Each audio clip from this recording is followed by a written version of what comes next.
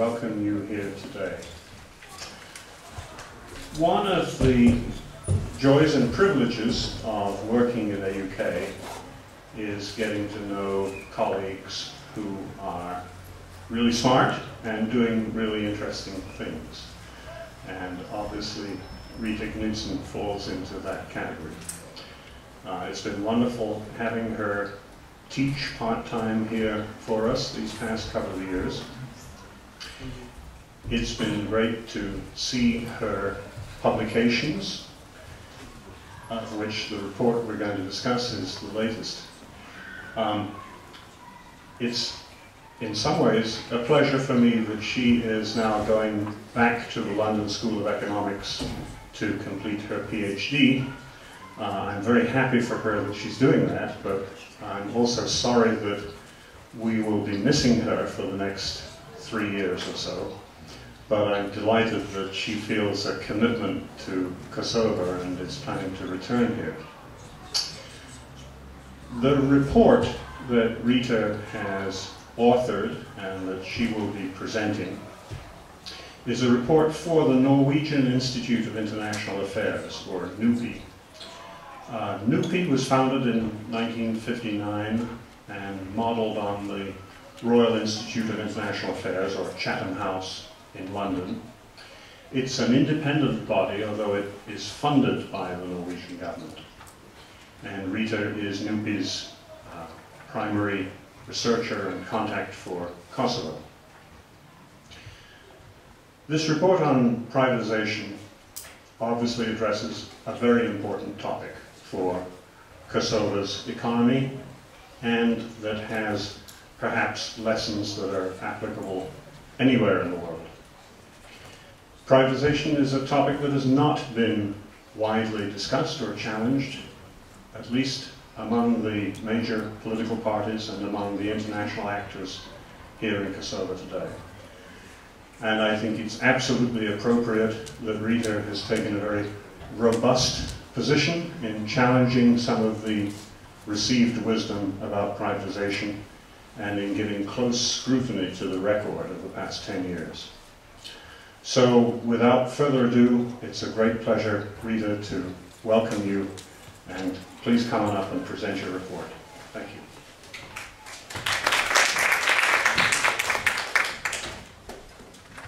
Thank you, Chris. Rita të gjithëve, ju falenderoj që keni ardhur. Vjen mirë që ndodhem sot këtu me ju, por më vjen keq të prezantimi do të jetë vetëm në anglisht. Megjithatë, raporti këtu është edhe në shqip. Edhe pas prezantimin tim mund të bëni komente dhe pyetje. First of all, before I present the report, I would like to ask Rita to say a few words about working on this project, because she was helping me on part of this project as a research assistant, as part of her course, senior project course here at AUK. So first of all, Rita. Thank you, Rita. Thank you, Chris. As some of you may know me, I'm an AUK alumni. I was a student here, and Rita was a research assistant at this project. Well, as a recent AUK alumni, which means I was a student not a long time ago, I still feel like a student, I happened to participate in this research as I sat in the role of project assistant. I had the opportunity presented to us by Mike at the Academic Services, and she had offered us many opportunities, but I chose this one because it struck me as quite interesting. And to be honest, I understood privatization, more or less, but who does anyway.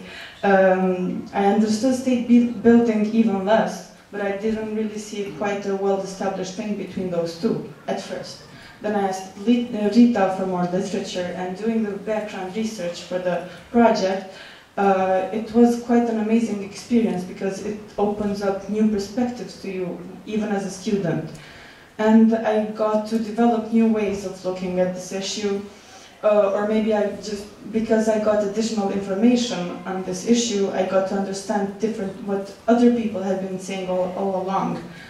And the most important thing I got out of this was to challenge the way that to challenge what I had always taken for granted, to challenge the mainstream perspective that I never actually questioned. And as a student, the most important thing, I think, to get out of studies and research papers or research project like this would be the possibilities to study your own country, to see how things are going on. And I actually regret that I haven't done more papers or projects in Kosovo because of the lack of availability of information on the internet.